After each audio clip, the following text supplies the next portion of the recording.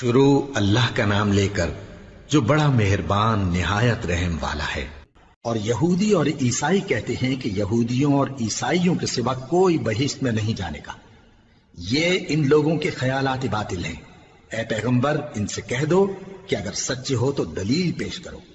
ہاں کیوں نہیں، جو شخص اللہ کے آگے گردن جھکا دے یعنی ایمان لے آئے اور وہ نیکوکار بھی ہو تو اس کا صلہ اس کے پروردگار کے پاس ہے۔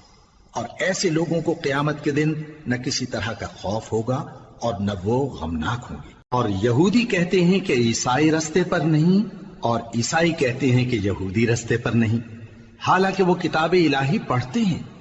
اسی طرح بالکل انہی کسی بات وہ لوگ کہتے ہیں جو کچھ نہیں جانتے یعنی مشرک۔ تو جس بات میں یہ لوگ اختلاف کر رہے ہیں اللہ قیامت کے دن اس کا ان میں فیصلہ کر دے گا۔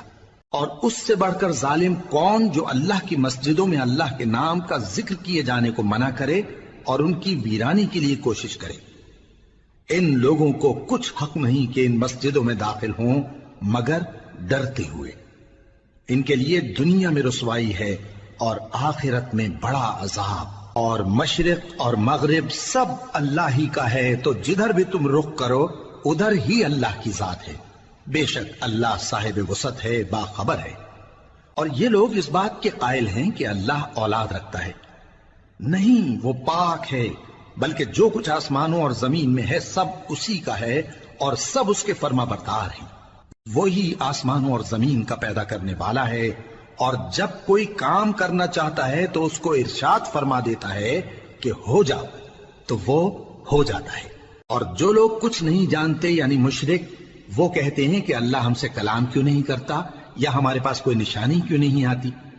اسی طرح جو لوگ ان سے پہلے تھے وہ بھی انہی کسی باتیں کیا کرتے تھے۔ ان لوگوں کے دل آپس میں ملتے جلتے ہیں۔ جو لوگ صاحب یقین ہیں ان کے سمجھانے کے لیے ہم نے نشانیاں بیان کر دی ہیں۔ اے پیغمبر، ہم نے تم کو سچائی کے ساتھ خوشخبری سنانے والا اور ڈرانے والا بنا کر بھیجا ہے۔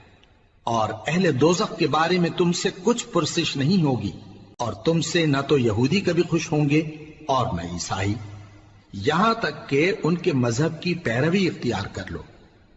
ان سے کہہ دو کہ اللہ کی ہدایت یعنی دین اسلام ہی ہدایت ہے۔ اور اے پیغمبر، اگر تم اپنے پاس علم یعنی وحی الہی کے آ جانے پر بھی ان کی خواہشوں پر چلو گے تو تم کو اللہ کی پکڑ سے بچانے والا نہ کوئی دوست ہوگا نہ کوئی مددگار۔